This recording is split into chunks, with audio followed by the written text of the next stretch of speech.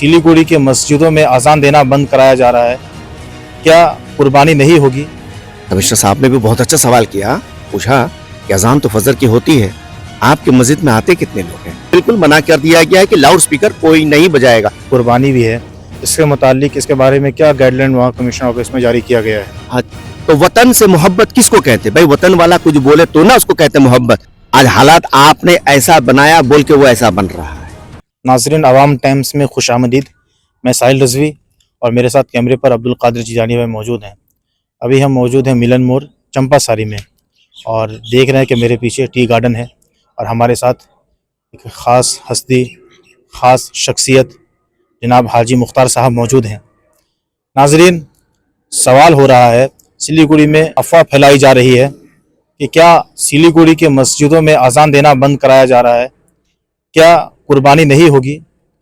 तो जो सही जानकारी है हम हाजी मुख्तार साहब से जानने की कोशिश करेंगे, क्योंकि आज सिलीगुड़ी कमिश्नरेट में एक बैठक हुई, एक नशिश रखी गई थी, एक मीटिंग रखी गई थी जिसमें इन्होंने शिरकत की है और क्या खुलासे हैं इनसे हम जानने की कोशिश करते हैं। हाजी साहब, सबसे पहले आपका इस्तकबाल है हमारे चैनल में। आज किस किस टॉपिक पर जो है कमिश्नरेट ऑफिस में मीटिंग हुई, इसके बारे में थोड़ा सा बताइए। अस्सलाम वालेकुम वरहमतुल्लाहि वबरकातुहू।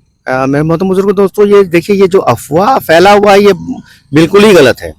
क्योंकि कल रात को जब हम लोग को ये पता चला कि बताया जा रहा था कि अजान बंद, ये कल मीटिंग सिलीगुड़ी थाना में हुआ था। तो फिर आज हम लोग गए थे कमिश्नर ऑफिस। तो इस कमिश्नर ऑफिस में तमाम सिलीगुड़ी के जो मसाजिद हैं, इसमें अंजुमन खल्क के उन लोग भी गए थे, करबला से भी गए थे, आदर्श नगर से भी गए थे, 2-4 जो मस्जिद के हैं सब गए।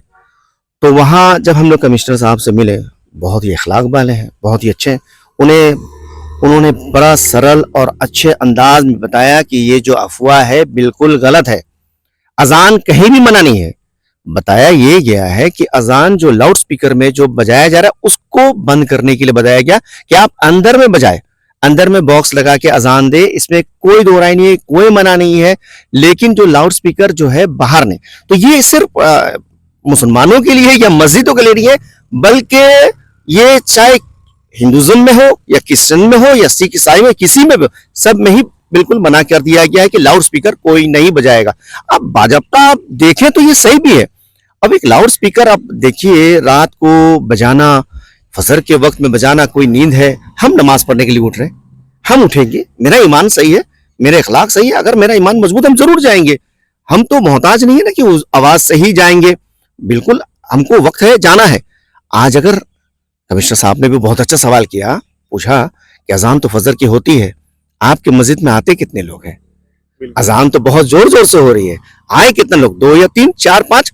तो फिर ऐसा क्या, जो ईमान वाले होंगे, कमिश्नर साहब का कहना, जो ईमान वाले हैं वो तो खुद ही ऐसे पहुंच जाएंगे। बिल्कुल हम लोग का भी यही कहना है कि बेशक आएंगे। तो अगर किसी को तकलीफ देकर अपना नमाज पढ़ना, ये इस्लाम भी नहीं बताता, ये हमारा नबी करीम सल्लल्लाहु अलैहि वसल्लम भी नहीं बताते, है ना। और एक जो मामला, जो और बात आ रहा था कि रास्ते में नमाज के लिए, हाँ बिल्कुल, रास्ते में नमाज के लिए भी मना किया गया है, रास्ते को जाम ना करें। ये तो हमारा शरीयत भी है, हमारा इस्लाम भी बताता है कि अगर हर मुसलमान अगर ईमान और शरीयत को जाने और हदीस को जाने। तो मैं छोटा सा एक हदीस आपको बता दूं कि उस जमाना में अरब मुल्क में जब आप हिजरत करके जा रहे थे तो एक सहाबा ने रास्ता में ऊंट को बांधा, रास्ता में ऊंट को बांधा, और उस जगह में उस वक्त तो गाड़ी घोड़ा कुछ नहीं था, रास्ता फाका ही फाका। फिर भी हुजूर पाक सल्लल्लाहु अलैहि वसल्लम ने कहा कि तुम पर लानत हो, जल्द से जल्द रास्ता से उठकर जो कील तुमने मारा है हटाओ, किसी को भी तकलीफ हो सकता है। लेकिन उस वक्त तो रास्ता खाली था, तो उससे क्या पैगाम मिला कि रास्तों को भी तुम ना ब्लॉक करो। तो ये भी बिल्कुल सही है, हम नमाज पढ़ेंगे, अपने मस्जिदों में नमाज पढ़ेंगे, अपने एरिया में नमाज पढ़ेंगे। हाँ, अगर ऐसा होता है कि जमात बड़ी हो चुकी है तो उलमा है, आलिम है, आप लोग बेहतर जानते हैं कि 2 जमात हो सकती है कि नहीं। ईद में तो हम लोग देखते हैं जुम्मा में 2 जमात हो सकते हैं, नहीं तो आलिम लोग फैसला करें। मेरे ख्याल से किसी को तकलीफ दे के अपने को ऊपर बनाना मेरे लिए अच्छा नहीं है। अच्छा हाजी साहब, अभी चंद रोज बाद बकरीद की नमाज भी अदा की जाएगी, कुर्बानी भी है, इसके मुतालिक इसके बारे में क्या गाइडलाइन वहाँ कमिश्नर ऑफिस में जारी किया गया है? हाँ जी, देखिए, ये जो कुर्बानी के मसले में ये बताया गया है, ये देखिए, ये नया बात नहीं है, हम लोग भूल चुके थे।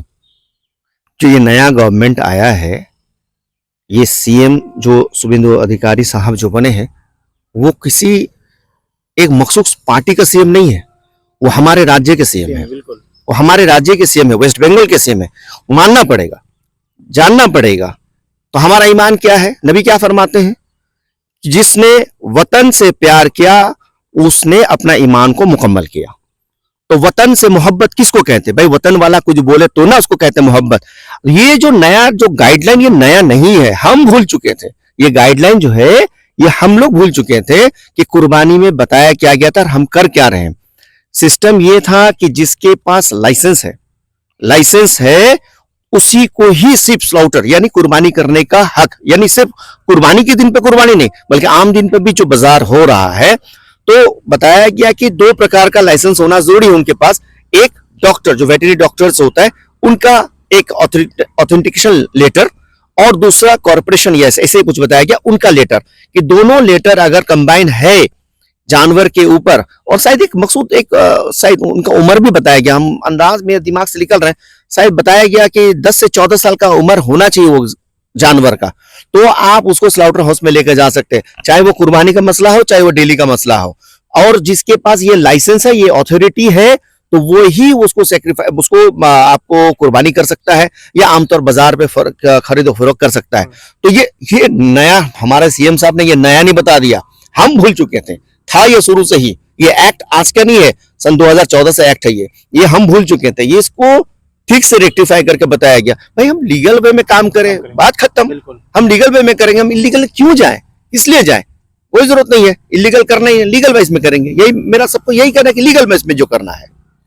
अच्छा, आज हालात हाजरा के पेश नज़र सिलीगुड़ी के जो हालात हैं, और आप देख ही रहे हैं, हम सबसे छुपा नहीं है, ढका नहीं है, सब पे आया है, जाहिर है। तो इसके मुतालिक नौजवानों को, हमारे ख़ास मुस्लिम कम्युनिटीज़ के लोगों को क्या पैगाम देना चाहेंगे कि जो ऐसे हालात हैं अभी इलेक्शन के बाद, जो हालात कशीदगी फैली है, इसके मुतालिक हमारे नौजवानों को क्या कहना चाहिएगा? देखिए, नौजवान को सबसे पहले ये कहेंगे, दिन ईद का हो या त्यौहार का हो या दूसरा दिन भी, कभी भी हो, जो रंगरलियां करते हैं ना, कभी बाइक पे निकल जाते हैं, बस सर पे टोपी लगा के विदाउट हेलमेट, सबसे पहले तो ये ना करें।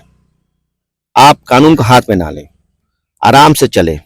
और दूसरा एक बात याद रखिएगा, उंगली जो अपने तरफ तभी खींचता है जब आप किसी को उंगली लगाएंगे।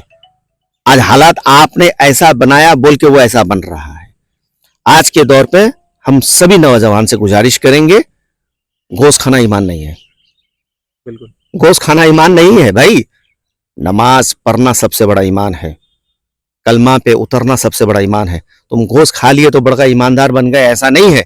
अब हम खा रहे हैं, घमंड से दिखाएंगे, नचाएंगे, ये ईमान नहीं है। गोश्त हम नहीं भी खाएंगे तो हम मुसलमान हैं, हम नहीं भी खाएंगे तो मुसलमान हैं।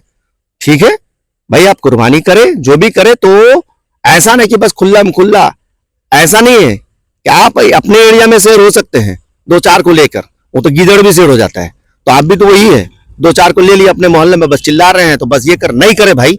नौजवान मेरे भाई ना करें, मिल कर रहें। आप मोहब्बत बांटेंगे तो मोहब्बत मिलेगा, आप ऐसा करेंगे तो फिर वैसा रिटर्न मिलेगा।